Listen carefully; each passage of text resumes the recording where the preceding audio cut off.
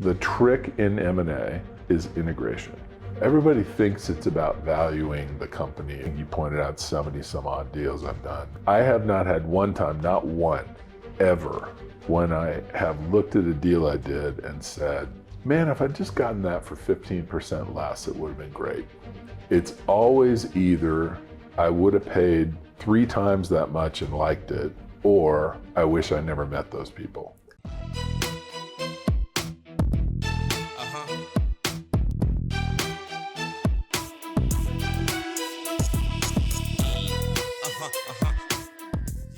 Hello everyone, this is Aleksandra Szuszkiewicz and you're listening to Investor Report podcast. Our guest is Matt Mosman. Hello Matt. Hi, nice to be here. Describe your business and introduce yourself briefly. Sure. So I've spent almost my entire career as a tech M&A guy, usually running the M&A function for companies. I've been a CEO 4 times and a CFO twice. In terms of numbers, I've probably done dozens of M&A deals that I've done over many years. I tended to come in with an eye toward making a deal happen, and those happened in 3 of the 4.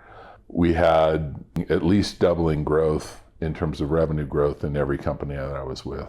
So that worked out pretty well. I prepared myself and I have a small introduction of Okay, you. you go ahead. Matt, in his career, was a CEO 4 times, you mentioned that. Yep.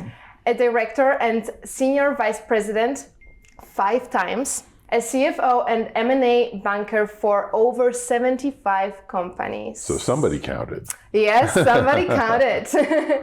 Matt was the senior vice president of corporate development at Oracle and managing its $500 million venture fund. Yeah. He served as high-tech CEO, leading 3 different companies to triple-digit revenue growth. Currently, Matt is an operating partner at Pelion, helping with deal sourcing, board positions, and mentoring for Pelion and portfolio partners. That has changed a little bit. The operating partner position I held for a while. That was a sort of part-time position with Pelion. I joined Pelion full-time about 2.5 years ago, and now I'm a general partner in the fund. So just doing investing for what is the largest and oldest venture fund in the Intermountain West and one of the best venture funds in the world.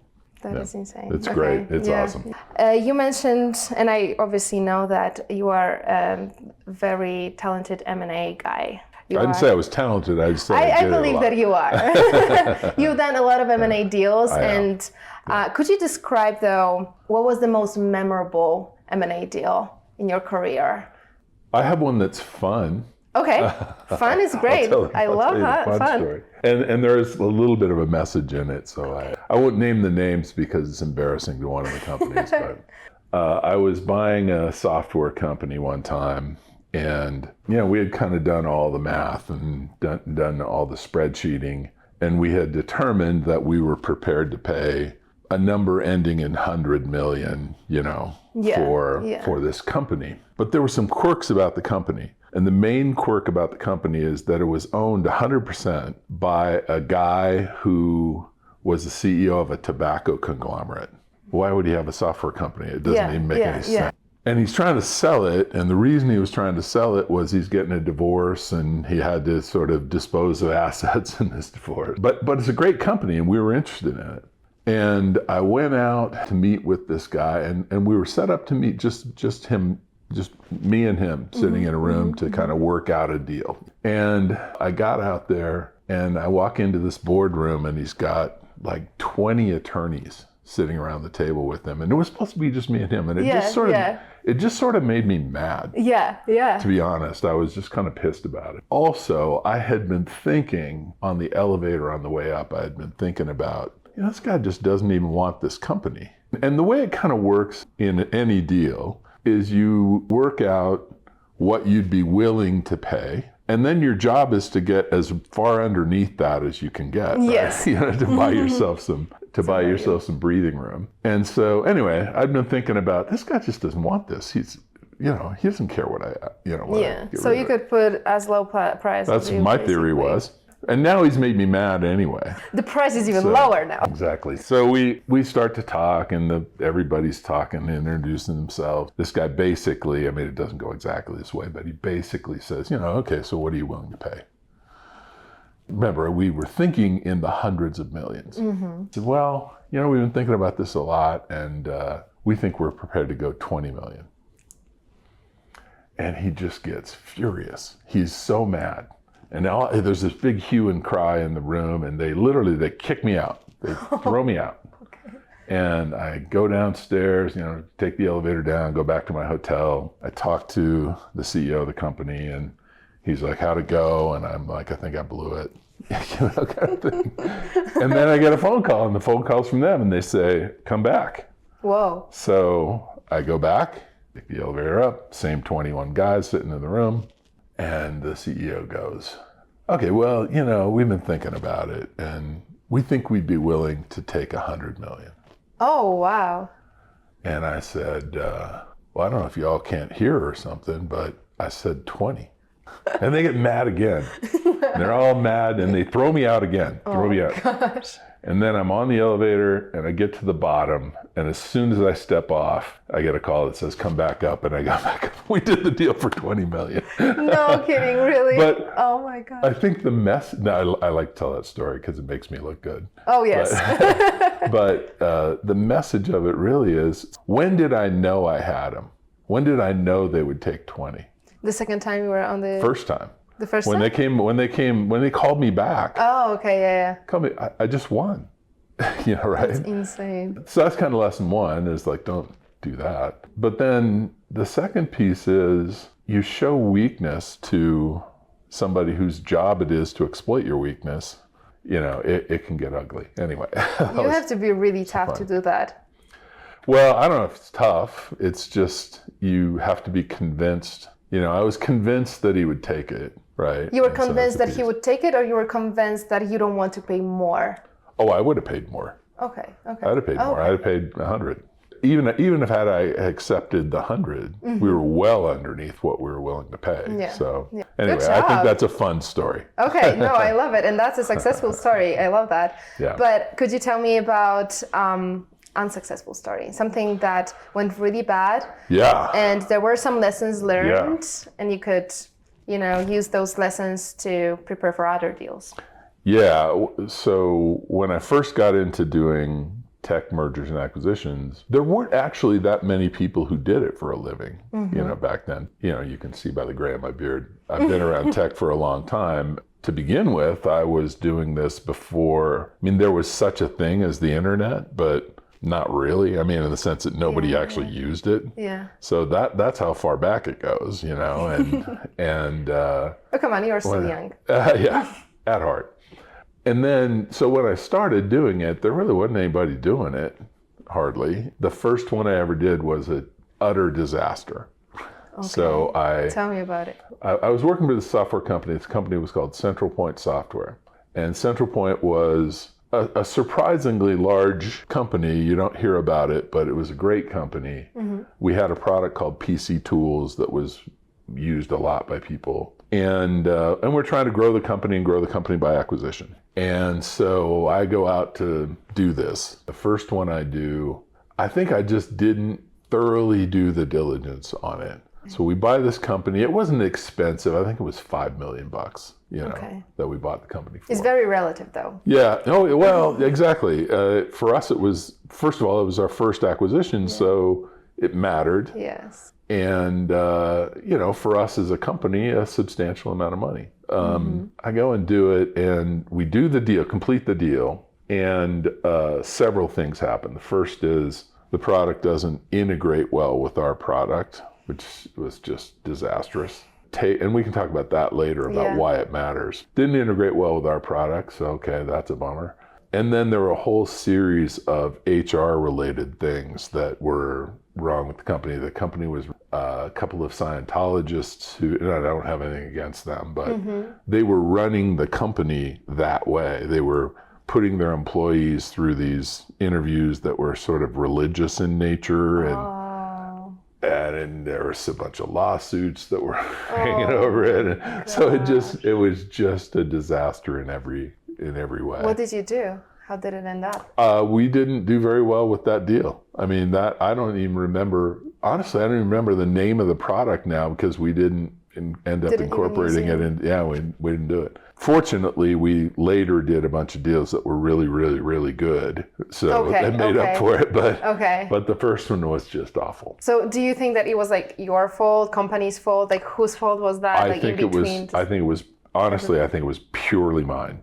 My fault and my fault entirely. Were you the main project leader? That's why, or? I was the M&A guy. Okay. I was the guy who did the deal. There was no team. It was you. There was not really a team. Okay. There were a few people who helped me with some diligence, but I was responsible for making sure that it all happened and happened right, and it didn't happen.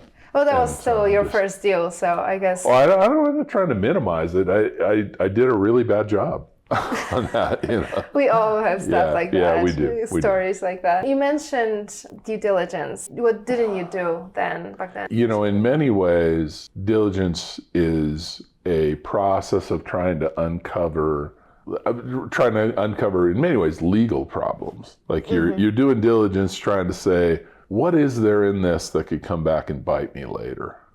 Right. So when someone's asking in a diligence process about, you let a certain employee go, tell me about how that happened, what they're searching for is, am I going to get sued by that employee later? Because what ends up happening a lot, so think of when I was at Oracle, right? You're a smallish software company, and typically almost every smallish software company has money problems. That's why they raise money all the time, right? Yeah.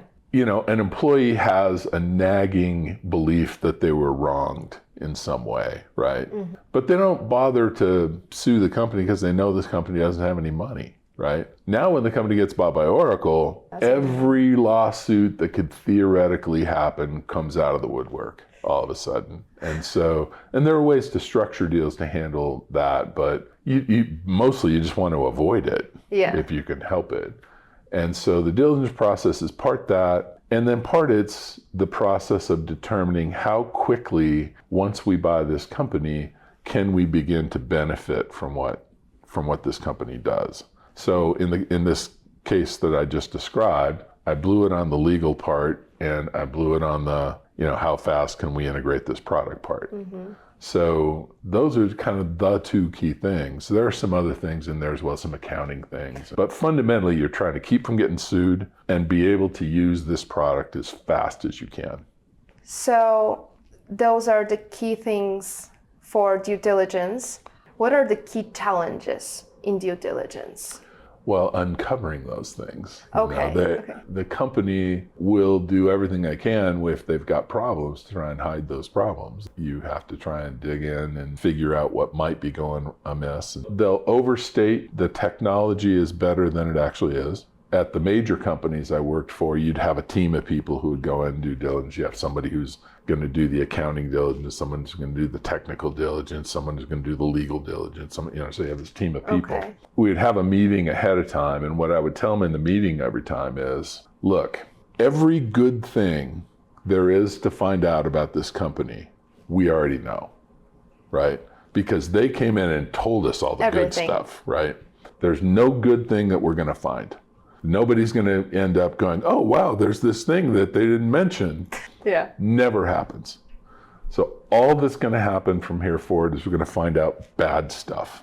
The task really is to pile this bad stuff up and then not get dissuaded by any of it because it's going to happen, right? You're not surprised when you discover that they have some weird accounting quirk. Mm-hmm. You knew it was going to have some weird accounting quirk, right?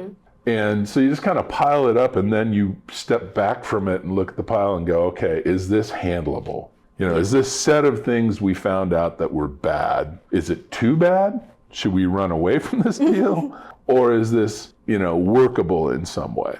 Because people go in and they get all weirded out by, oh, I found this thing. Well, of course you found something bad.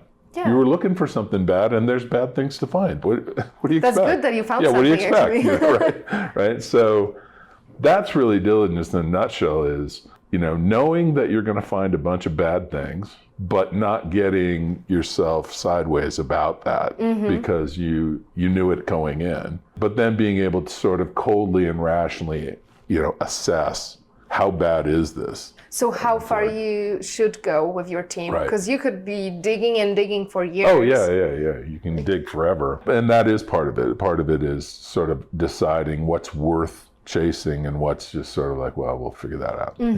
But what it's about really, as I said before, is identifying, is there some legal hairball in here that is just going to be a disaster, Or is there some technical problem here that's going to prevent us from ever being able to actually use this product? Or maybe it's not that you'll never be able to use it, but we're not going to be able to sell this product for a year and a half, right? And you think about the way the cash flow goes in acquisition. Day zero, I lay out, some large number, right? So I'm digging a hole. And now what I'm trying to do is earn my way out of that hole with this product. So if now, let's say it takes me a year before I can sell the product at all. So that's a year before I even start, which means it's going to be 2 or 3 years before I'm actually cooking with gas, on this. Yes. So the time value of money on that starts to work against it. Because if I don't do anything for a year, first of all, I'm digging the hole deeper, right? Yes. Because I'm paying people and we're working on stuff. All the integration. Yeah, so all that's happening. So I'm digging the hole deeper. And then when I start to pay my way out of that hole, I'm not paying with dollars. I'm paying with, 94 cents because I'm a year out. Yeah. 2 years out, I'm paying with, 80 something cents. 3 years out, I'm paying, 5 years out, I'm paying 70 cents. Yeah. Right? Because that's what $1 5 years from now is worth, or less, depending on your hurdle rate. Right? So if it's going to take me 3 years before I even really start to pay my way out of this, then either I'm going to have to be making a tremendous amount of money, or I'm never going to dig my way out of it. Right. Have you ever had that? Besides the deal that you mentioned? I actually don't think so. I don't think I've had that really happen where it took forever to get started on it. I always assumed, let's say your company did 20 million in revenue last year. I always assumed that when I started selling it for a while, I was going to be worse at it than you. So it's a J curve. I would model it. My first year of selling it, if you did 20, I'd probably model it that my first year I'd do 14. Okay. Just because there are too many things that go wrong, right? So now, if you're right about your thesis on the company, out here in the out years, you're making way more than you would have ever made on your own, right? So you do climb your way out of it, but the realistic way to look at it is to assume in the early year, right off the bat, you're not even going to do as well as they were doing to begin with. Yeah, for sure. Your people don't know how to sell it yet. There's some technical hurdle that has to clear. Something's going to happen to make it difficult out of the gate. Yeah, for sure. And you need to account for that. Yeah, you account for that in the modeling. Okay. Yeah. So what about the cultural integration? Who is coming in with the M&A? Yeah, another big thing. And I've had deals, I remember I had a deal at Oracle that fell apart. We were done. We were done with the deal. Then some of the people at Oracle met the founders of this company and were just like, they do not fit here. We are not going to work with them. Oh, no. And we just didn't do the deal. Because it matters so much. There's always this sort of notion that, okay, we're going to blend cultures. Yeah. That almost never happens, right? Oh, really? What happens is, the dominant culture, the buyer, that's the culture these people are going to have to get used to. It's funny, my wife was an HR executive for a long time, and people would come and say, well, what are you going to do to help the culture of the company? The culture of the company is set by the CEO of the company. Whoever that person is, that's the way the company is, period. And so the buyer's CEO is still the CEO. And if that person behaves a certain way, these people are going to have to learn to behave like that. That's the way it mixes. It doesn't mix by, we'll take some of what you do and some of what a little maybe you have some great ideas that we want to adopt, But by and large, culturally, the buyer is the dominant culture and the seller is going to have to get used to that. So how many people leave the firm? The firm that is it's a really important metric in acquisitions. So Salesforce is a great acquirer. The acquisitions for many years were run by a great friend of mine and a wonderful guy named John Samorjai. John implemented this system whereby one of the things that they track is how long do the senior people at the acquiring company stay with us? Because that is going to be part of knowing whether we're doing well or poorly. And it really is a good metric for it. So in their case, people are staying 7, 8 years. The other thing that an acquirer needs to get in their head, I think, is there's a certain point at which if they leave, it's not because of the structure of the deal, right? What sometimes people try to do is they'll say, we're gonna stretch out our payments to you, so we buy your company, and I'm gonna give you this much up front, this much a year from now if you stay, 2, 3, 4, and they'll go out 4 or 5 years. My theory has always been, look, if you've been working here for 2.5 years and you don't like it yet, that's our fault, right? We just blew it, is all. And it's not, you don't even want somebody who's hanging on for payments, right? Yeah. So what you want is to bring these people aboard and within the first couple of years, convince them because of the good place this is to work or the financial incentive that they would have anyway as an employee or, whatever, you want to convince them that they want to work here after a certain period of time. But, Salesforce is a classic example of just doing that really, really well. What do they do? People. First of all, I think it's a great place to work. We talk culturally about the CEO saying cultural. Mark Benioff is a wonderful person. He's a really good guy. And he used to work at Oracle when I was there. And he's just a great guy. And I think it's reflected in the company culture. And so I think part of it is people like to work there. Part of it is that the financial opportunity of working at Salesforce has historically been very, very good. They had a little blippy stretch, but they're, back up. And I don't see that stopping anytime soon. And, so there's some good reasons to work there. And any company that's a good acquirer and can retain the acquired employees, that will be the nature of it, it's a good place to work.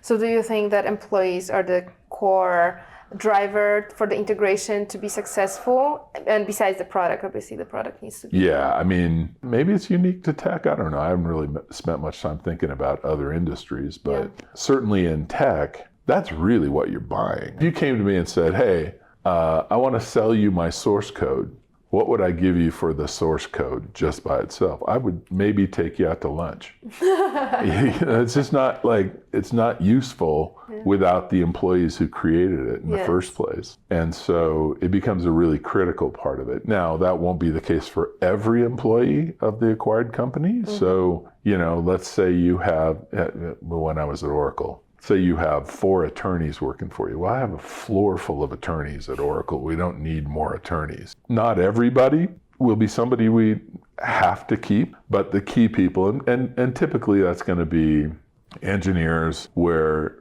the likelihood is you're going to keep all of them. Salespeople who are succeeding, the ones that are good, that's easy, by the way. Salespeople, it's almost like you could just say, well, show me your W-2. And I'll know if you're a good sales guy. So, salespeople, maybe some marketing people, possibly some finance people that you'd want to keep. And then there's also linchpin kind of people. So every corporation has some people who hold it together. Yes, that's so true. How do you recognize? Identifying that people will tell you. Oh, okay. Yeah, they'll tell you this person is we can't let them go, that you have to have them or this thing's going to come unglued. So legally, when you acquire a company, do you have to bring all the employees on board, or you can legally just leave? Yeah, no, you don't have to bring, frankly, you don't have to bring anybody. Okay. You want to bring the people who are going to help this thing move forward. So part of it is identifying those people. Yeah. some of it, sometimes if a company's big enough, let's say you're acquiring a company that's got, 1,000 people or 800 people or something like that. In any company big enough, there's always a set of people where you can kind of go to the managers and say, okay, look, and this sounds terrible, I'm sorry, but it does. Okay, you probably have some people that you kind of wanted to lay off, but you just didn't have the guts to do it. I don't even know them, right? Yeah. So now's the time, if you're going to get rid of some people, this is the time to do it.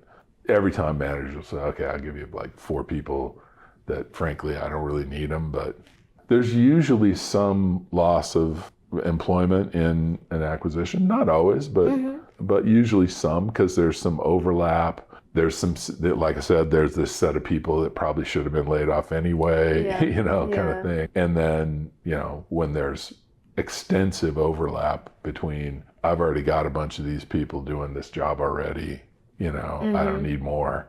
So you wouldn't take those people in an acquisition. So what about integrating the product?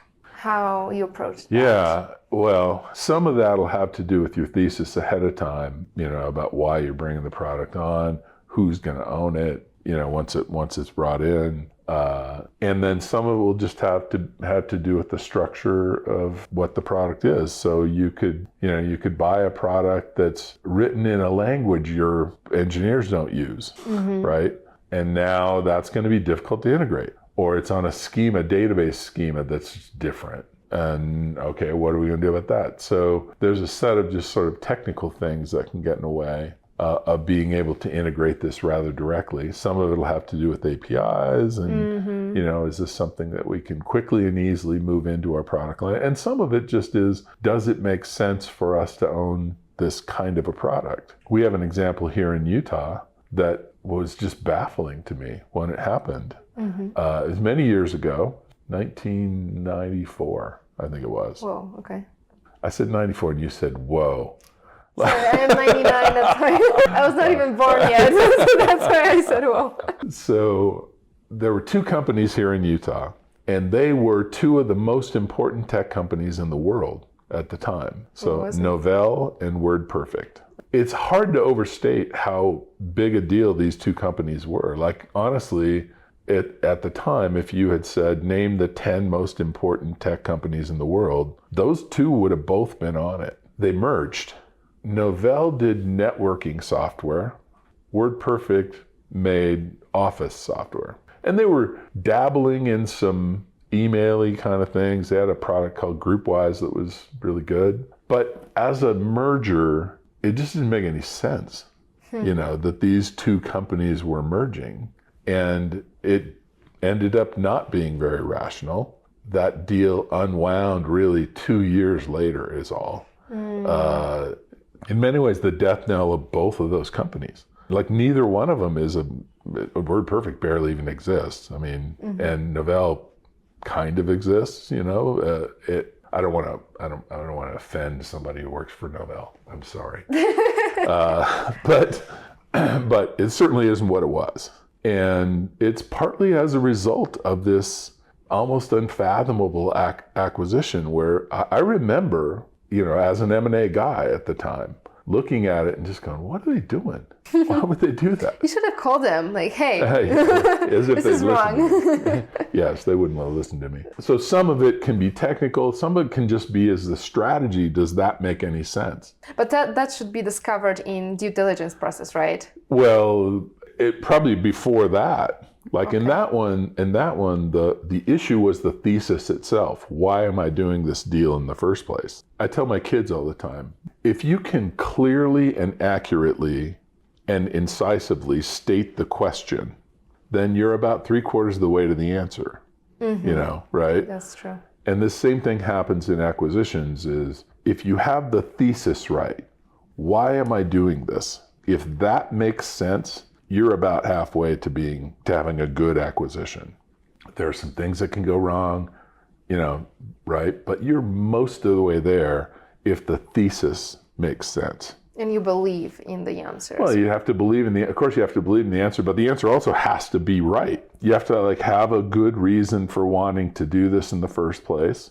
and your rationale for doing it has to make sense. And in that particular case, the one I just described, I just don't think the rationale ever made sense. Why am I putting these because it's two big companies and they are in the same town? I don't know. I could never figure out what that was that made people want to put that together. That's why it came unglued. Maybe they had something unique in mind that they probably did. You're right. I wasn't there. I mean, I should have some humility and admit that I wasn't there. I don't know what they were thinking. And they probably had some thesis, but ultimately that thesis was weak. Yeah, for sure. Because it didn't come to fruition. You know, they never did really put them together in a way that made any sense to anybody. And therefore, 2 years later, it was sold to Corel, and here we are. And I just named two companies, Novell and WordPerfect, and you might not have ever heard of them before this. And they were a big deal. They were a big deal at one point in time. How do you manage the stakeholders' expectations when it comes to the deal? You know, there's CEO, but there's also private equity, venture capital that is helping with the deal, bankers. It's interesting to me because deals get done a little backwards from what people think, right? So here's how you do an M&A deal in tech, really. We create this thesis. This thesis says we're going to move forward with the deal for the following reason. We think it's going to help us in this way, right? You identify the world of candidates from which you might choose to make this deal happen. Then you end up through a process identifying, okay, this is the company we want to buy. In MBA school, what they'd teach you is that you would do a discounted cash flow, which is to say, I'm going to forecast out, X years, and then we're going to add up these cash flows, discount them for time value of money. There's a thing called a terminal value because you can't forecast infinitely, right? Et cetera. So, and it's just a pretty straightforward way of valuing what it is you're going to buy. Only you don't do that, right? And the reason in tech you don't do that is this.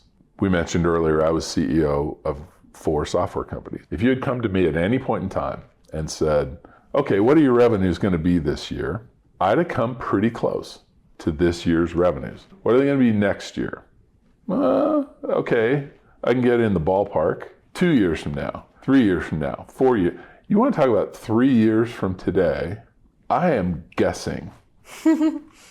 It's a licked finger in the air. That is all it is, right? Yeah. So when you have forecasting that's that volatile, and I could be wrong by a lot, low or high, why would I treat this forecasting process as though it's science? It's not science, it's black magic, right? So the process of forecasting like that is just ridiculous. Why would I do it? So what you do end up doing instead is backwards. I figure out what it's going to cost me to buy this company, Acme Corporation, and I find out, okay, they did a round of investment a year ago at, $140 million pre-money. It was a $30 million round. That makes it 170 post. Roughly, I'm going to have to make these people some money, probably. Yeah. Depending, right? In some cases, maybe the company fell apart in the interim and it's worth less than that. But, that's going to tell me, okay, if I go a year later and offer 200, they'll probably take it, depending on the status of the company. If the company is just explosively growing, maybe they wouldn't take 600. But you have some things you can look at to say, I think it's probably going to take this much to buy it. Then what you do is you create a series of cash flows that produce that number. So now instead of saying, these are the cash flows, they add up to 200, I say, it's going to need to add up to 200. What's the business going to have to look like to become a $200 million business? And then, this is the buy-in part you're just talking about. I'm now going to take this spreadsheet, I'm going to put it in front of the person at, Oracle Corporation or wherever who's going to own it. And I'm going to say, okay, if you had this in your quiver, do you think you could do that? And a couple of things happen. Either that person goes, eesh, it's a lot. Don't do the deal. Yeah. Right? Yeah. Don't do the deal. Right? It's only when that person looks and goes, oh my gosh, that's so easy. Okay. Oh, I'll do 3 times that much. Then you do the deal. And are we talking only about the portion of the acquired company or the portion like together with the company that? Yeah, no, together with us. So now that you own it, you're taking this product, it's now going to our salespeople, it's going, this is the way it is. Feel like that is doable. When the person says, I will do that, absolutely, then you're like, okay, let's do that deal. And that's how you get buy-in, is you now have this person who's said, I'm going to be able to do that and then some. They're bought in. They're in the deal. They love it now. So with the price, are you considering the smallest price possible, the highest, the medium? But what I'm considering there, having done that, so now you've said, you've gone out and you've worked this out with this person says, oh, I will do that, no problem, right? And it's a $200 million deal, right? Now when I'm now doing the deal, we're back to that scene in New York where 20 million. If I can get it, okay, 200, if I can get it for 160, so much the better. Yeah. If I can get it for 20, so much the better, right? Okay, gotcha. But that's now constituting sort of the high watermark in what I'm willing to pay. So how do you evaluate the potential synergies and value creation especially in tech companies, right? Well, first it should be noted that all the sort of the academic studies tell you that you don't really experience the synergies you expect to experience. What you're expecting is, I'll bring this company in and put this, they have a sales force of 5 people. I have a sales force of 5,000. So my 5,000 are now going to sell at approximately the same rate these people. No, you're not. Mm-hmm. They'll sell quite a bit less. Yeah. From an academic perspective, you don't tend to experience quite the synergies you expect. But the truth of it is, you do experience some. The 5,000 salespeople will sell quite a bit more than the 5 did. It's just that they won't sell 5,000 times more. Yes. Right? Yes. But they will sell quite a bit more, and you will experience some synergies. And the way to make that happen is to retain these employees. Okay. Because think about now these 5 salespeople. They're going to have to train the 5,000. They're going to have to teach the 5,000 how to, how to sell it. So the retention of key employees becomes a critical part of making those synergies happen. In any future deal or in any deal. It's a great jumping point for those employees. Like I feel that the acquired company, there are a lot of employees that are going to be laid off or are not going to be as lucky, but the ones that stay. Oh yeah, it can be really good for them. It can be really good for them. Same thing with the engineering team, right? They're now having to, work with this large engineering team. But the thing about engineers that's interesting, software engineers especially, is the thing that motivates them the most is, do I have an interesting problem to solve? That's what makes their work fun. Oh, yeah. Their work is fun because they're basically solving a puzzle.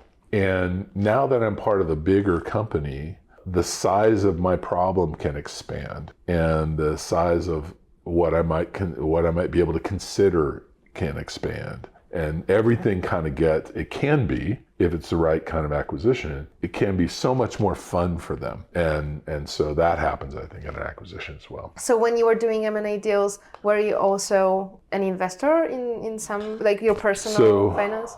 So, both for companies and personally, but as you noted, when I was at Oracle, we had a $500 million venture fund, and we invested in 31 companies over the course of a couple of years. It was a highly successful fund, did really, really well. I don't know that they're 100% related concepts. They're a little bit, because as an acquirer, you're looking for value. Right? So there's some similarities to that, but I wouldn't say there's a massive overlap. I wouldn't say that a person who is good at M&A is automatically a good investor. Any investing comes down to the thesis that you know something that other people don't know. Now, I don't mean in an illegal way. Yeah. But like, for example, I don't invest outside of tech, really. Direct investing. Other than if I'm not investing in tech, and then it's mutual funds and whatever. Why?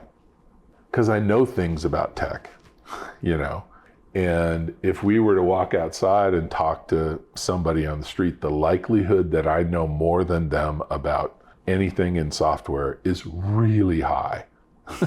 right? So I have this advantage, this information advantage in that space. So that's the piece where, this M&A and investing sort of merges, is if you're doing M&A, you know some things about technology and how it works and why it works and, all that kind of stuff that other people just don't know. Yeah. And so you have a little bit of information advantage, and that little bit of information advantage can make you a good investor in that particular space where you have expertise.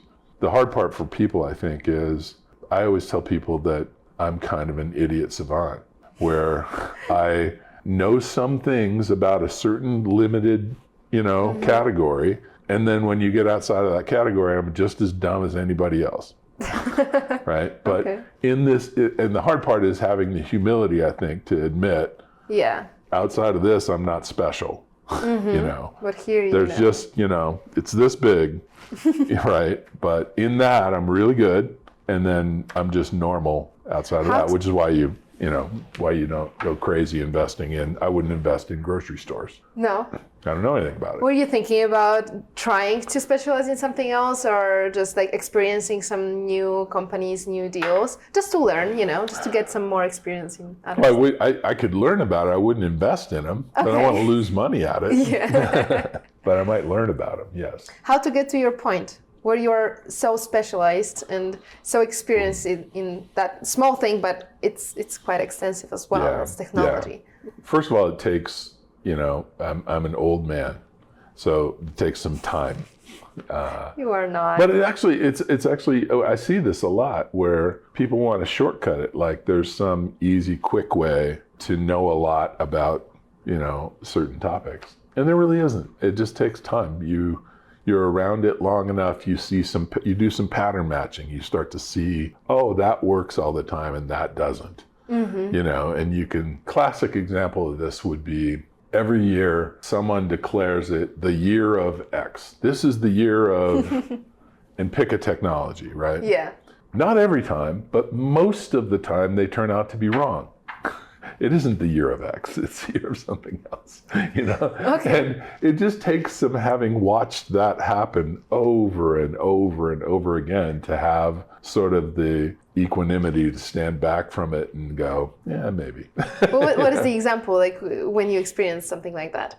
I can't come up with one off the top of my head. There's a counter example right now, which would be AI. Oh, yeah. Which I think actually is a big deal and probably will continue to be a big deal. But I think that before we started the podcast, you told me that there was some time when everybody was telling you that AI is starting right now, but you believed it wasn't. For years and years and years, like AI is not that new. Yeah. There's some new pieces about it. Like, what's going on now is generative AI, and it's based on a massive amount of training data. Like AI basically is, I'm going to look at some data and I'm going to identify patterns in that data over and over again, right? So, the more data you give it, the better it is at identifying patterns, and away you go, right? So probably the newness is both the, just the massive amount of data that it's ingested. And I'm talking about several different, Bard, ChatGPT, a bunch of these. Yeah. They've ingested a massive amount of data, and so the breadth of their knowledge, and it's interesting to call it knowledge. It's not really knowledge. What AI is really doing is predicting the next word. Yeah. Right. But it's seen a lot of words, and so if you say 3 words in a row, it pretty much knows what the next word should be to make sense. You know, right? So that's what's different, but in general, the idea of having a corpus of data that it has ingested and being able to make predictions off that data has been around for 20 years more. I don't know how many years, but this is different. And to your point, I've heard there've probably been 4 different times that you've seen over these years where you've seen articles. This is the year for AI. This is the one. Right. And it never really has been. This one is. It really is. Why do you believe so? It's different, man. It's different. Here's the analogy I've drawn.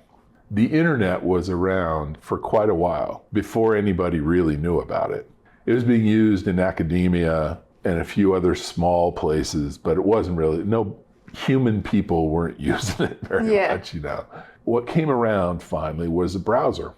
And the browser, all it really was a mechanism for saying to you, here, this is what the internet is. Let me show you what you can find.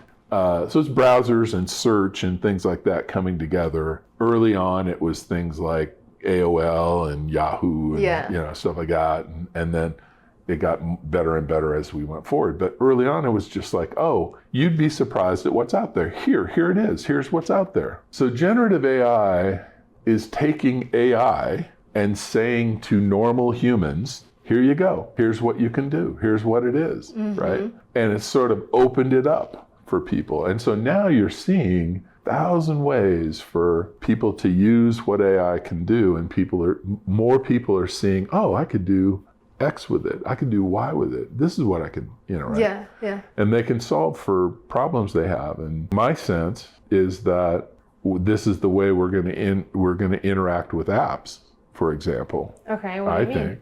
Well, so right now, today, if I were to run a Salesforce report, I want to know how many of my users left the platform between April 15th and now. I can do it. I can go in and run that report, but it's a process of like, I got to go to a certain screen and pull up, you know. I think what's going to happen is you're going to type in how many of my users left, and it's going to give it to you, right? Yeah. It makes sense to me that that's the way we start to interact with all of our apps. Just ask my question, get my answer. So do you think that we will all just generally be using AI and it's not going to destroy us, it's just going to help us? Oh, I don't know. I mean, it could destroy us, I guess. But I would say that the long history of innovation is that every innovation is scary.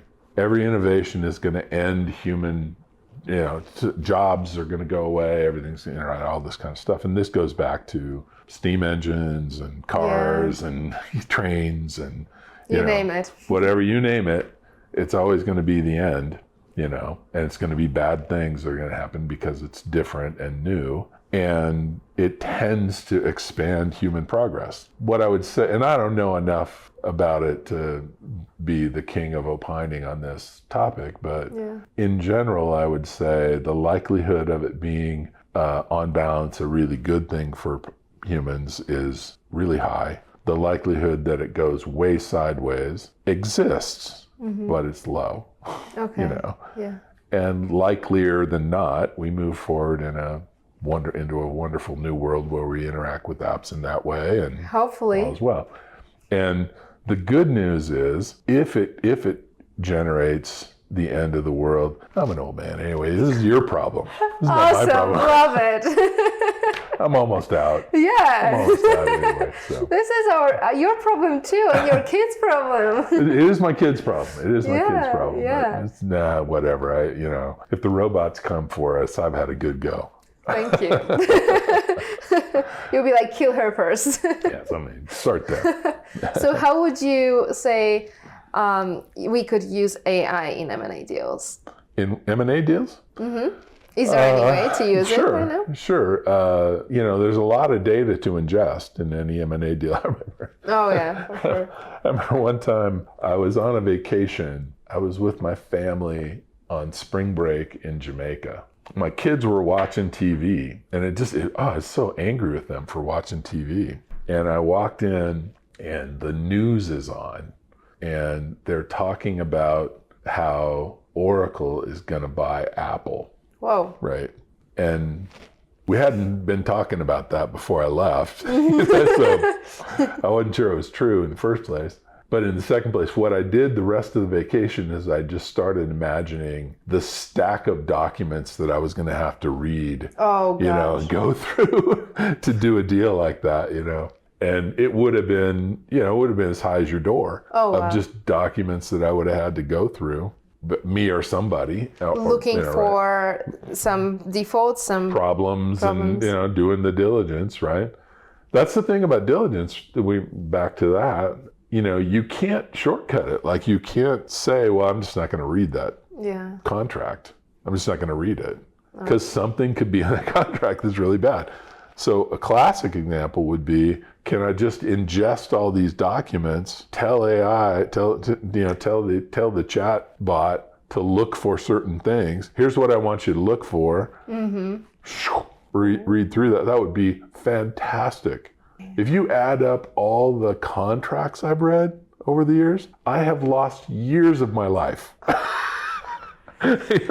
reading, just looking for some needle in a haystack, Have you Well, ever... this would be great for that. Yeah, right? Yeah, for sure. So we talked a lot about M&A. Do you have anything else to add? Because I know that we wanted to jump into one other topic really briefly. Is there anything else that you would like to share? No, I mean, I think, if I had to net it out, I would say that the trick in M&A is integration. Everybody thinks it's about valuing the company or something like that. What I always say is, I think you pointed out 70 some odd deals I've done, right? Yeah. I have not had one time, not one, ever, when I have looked at a deal I did and said, man, if I'd just gotten that for 15% less, it would have been great. It's always either I would have paid 3 times that much and liked it, or I wish I never met those people. It's really binary like that. What is the percentage? Like how many times you had, I wish never met this people? I should probably not say. No, no, I mean, my career has been really good. We've done really well. Deals have gone really well. Most of them have been great. In my case, it leans very heavily towards it's gone great. The key there is what makes them work is having this company here and doing the integration, getting these people working, getting the product up for sale and starting to sell it. And there are so many little nothing pieces of that. Think of what happens, right? Day one, we buy your company. What do you need? You need a place to sit. If we have parking, you need a parking pass. You need insurance. You need, they're just a bunch of stuff. A whole host of things that has to happen just to get you productive in the first place. You have a password for the new thing. You have a key card to get in the building. There's all of that. So there's all that little stuff, and then there's the bigger stuff of who do you report to? What is your job today? How are we going to move this whole company into our company and start using the product? Yeah, maybe you could tell us. The faster we can do it, the better. A little bit about the post-integration process. What is happening then? That's the topic that we haven't touched yet. The post-deal, post-integration is. Oh yeah, post-deal. We're done here and we're using the product and it's going well, right? But the post-deal process tends to be the way I think it works best. Is, first of all, there's a whole team of people who land on site on the day that we're closing the deal and meets with every employee and hands them their HR packet and makes sure that they're all squared away, right? That should happen on the day of the deal. And I've seen it happen other ways and it's a disaster, right? Why? Because I want these employees to feel like part of the team immediately and we're glad to have you. And it involves both getting them productive and also celebrating. Yeah. So there's a piece of it that's like, let's all go out to dinner at thus and such a place and let's play over at Topgolf and or something, right? So that's a piece of it. But then there's the ongoing, how do we do work together, kind of thing. Some of it is introducing them to the culture of the new company, how it is we expect you to do work here. And then, but a lot of it is just, making sure that we revisit all the time. So what tends to happen is when deals go wrong, they go wrong right away. Things start to go south immediately. And so we bring you in, and usually what I would do is have almost like a shadow board. So I'd have a few people at the company, the person who owns the deal now, right? Whoever it is, I put the spreadsheet in front of, right? All those, me, a few other people. And 30 days after we did the deal, then we bring the management of the company we bought in and they do a report, like a board meeting. How's it going? And maybe it's going great. That's super. Maybe we have problems. Here's what we're running into. Often what they're running into is, we wanted to get this done, but so-and-so over in product management wouldn't let us, or something, right? So now the question is, do we bring him in and go, what's going on? Why can't we, So we start to solve problems for them. In my mind, and the way I always did it is you're like 30 days, 60 days, 90 days, we have these visits, right? Then it's 180, so we're going to wait 3 months. Because if we do that right out of the gate, 30, 60, 90, we'll solve most of the problems. Then we'll wait a few months because we don't want you worrying about reporting to us all the time, and have another visit 3 months from now. And then we're going to have another visit 6 months after that. So 30, 60, 90, 180, 365. Oh, right? I like that. So we're going to have these things where we knock roadblocks out of the way. So that's the integration process that tends to work well, is this constant revisiting and constant, let's see if we can help you get what we want done. Okay, I like that. Have you ever done cross-border M&A? Yeah, and that can get super tricky because now we're interacting with laws we're not particularly familiar with. What tends to happen is you'll use cross-border legal teams at least. So the kind of legal and accounting people who are working on the deal will have some experience in the space where you're acquiring. You have to get familiar at least with major issues that arise. The biggest thing tends to be the United States of America is draconian with respect to workers.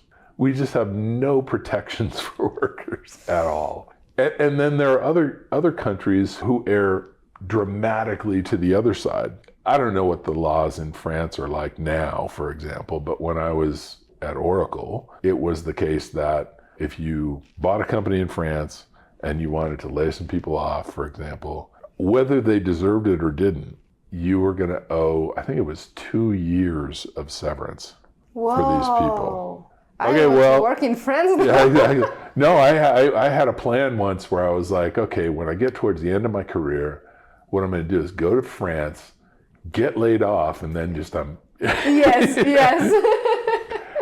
Wait 2 years, get another job, get laid off. Again, yeah. And I'll just be in the south of France the whole time. It's kind of neither here nor there. Like, those are the laws, but you have to know it, right? It's not. It's not really about whether it's a good or a bad idea.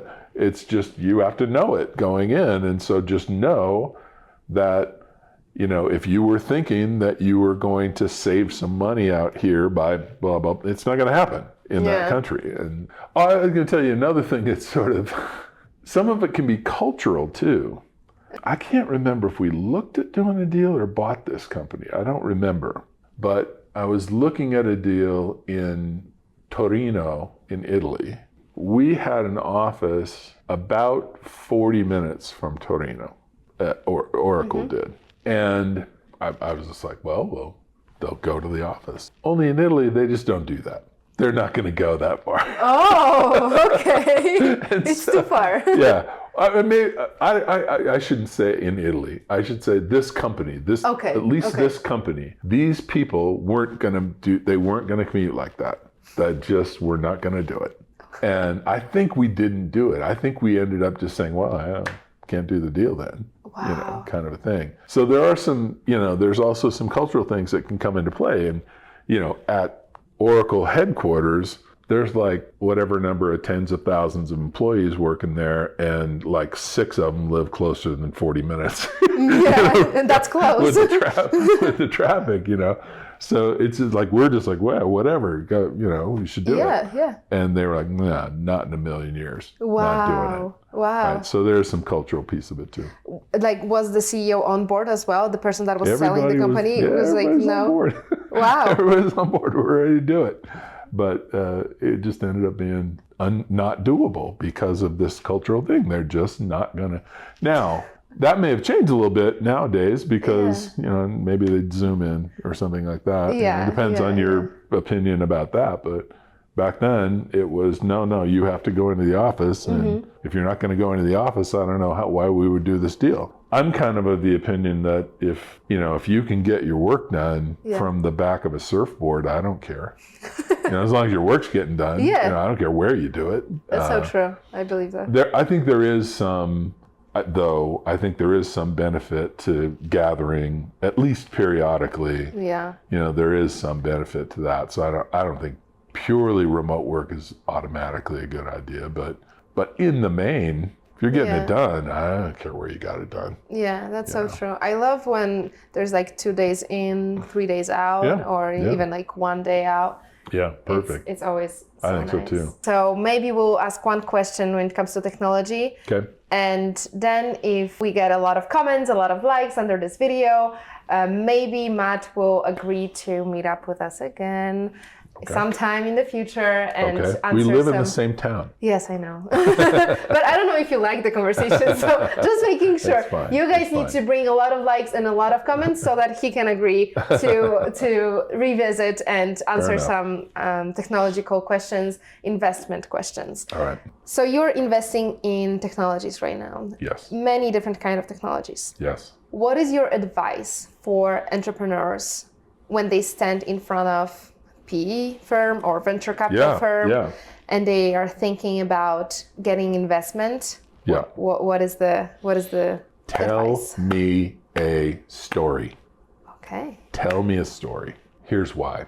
There is no way to de-risk early stage investments. When you're making investments, and look, we at Pelion, we invest primarily in seed and A rounds, a little bit of B round stuff here and there, but it goes back to as early as we have invested in deals where it's 3 people and a PowerPoint. They haven't even started writing code yet. That blows my mind. That blows my mind. Yeah, I know. Me too sometimes. But, it goes from that to really, they have maybe $500,000 worth of revenue and usually not more than a couple million at the point that we put money in. Impossible to de-risk that. There are so many things that can go wrong between now and success, right? You're looking for a few things.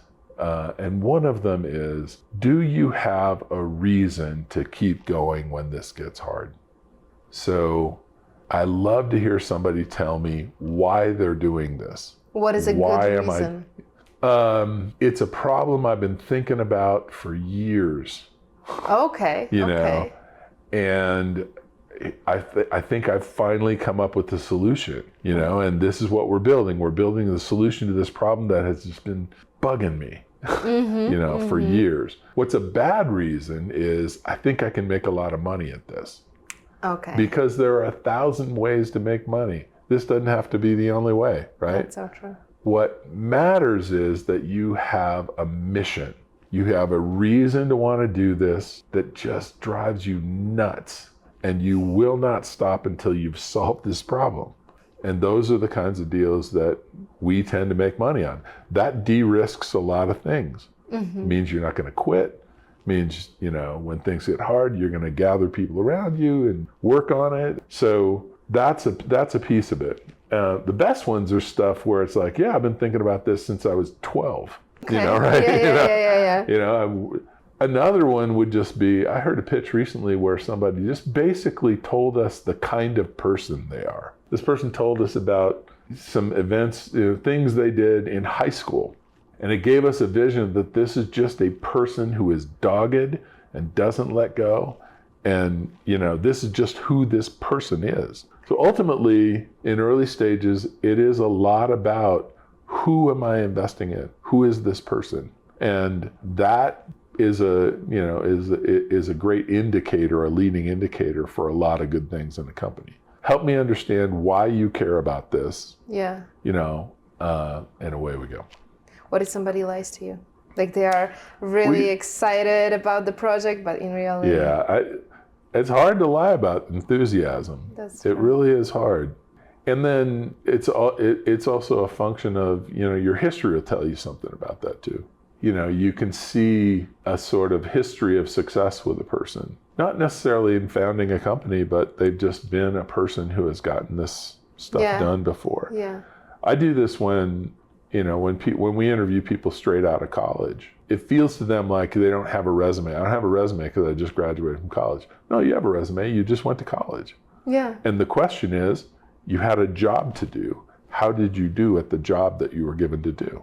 That's interesting. So, to me, and I'm, this is just me, but does GPA matter to me?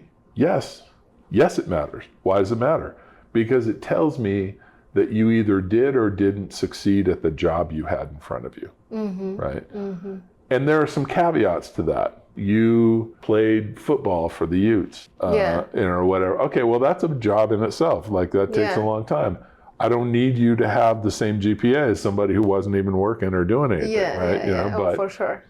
But in general, it amounts to, how'd you do at the job that you've had? Any job you've had before, were you successful at it? Did you work hard at it? Did you do the work? And so you'll see that with people who come in and they, claim things that just their resume doesn't match it. Yeah. I'm not seeing unending success here. And that doesn't mean that you can't have failures. In fact, as a factual matter, one of the best kinds of people to invest in is a second-time founder who failed the first time, but can put their finger on what happened. That's a great person to invest in.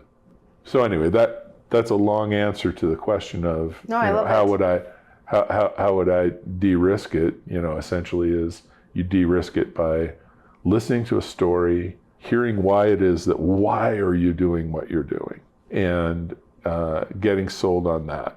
So what's the answer to the question? Tell me a story.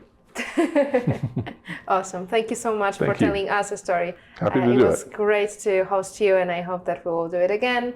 Thank you for listening, and have a wonderful rest of whatever day, evening, night. Thank you, Matt, again. Thanks.